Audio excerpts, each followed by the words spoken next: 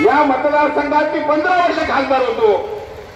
मला वाटत नाही माझ्याशिवाय या अध्यक्ष आणि शिवसेनेचे तालुका अध्यक्ष उपस्थित सर्व जनसागर बंधूंनो, माझ्यासारख्या गरीब कुटुंबातील एका व्यक्तीवर फार मोठा विश्वास टाकून काँग्रेस पक्षानं तिकीट दिली आणि महाविकास आघाडीने त्याचे समर्थन केलं. त्याबद्दल मी या नेत्यांचे आभार व्यक्त करतो. माझा जो राजकीय प्रवास आहे तो आपल्या सगळ्यांच्या समोर आहे. जिल्हा ग्रामपंचायतचा सदस्य नमस्कार करून मी भाषण या ठिकाणी सुरुवात करतो. 26 तारखेला या अमरावती जिल्ह्यात लोकसभेचं मतदान आहे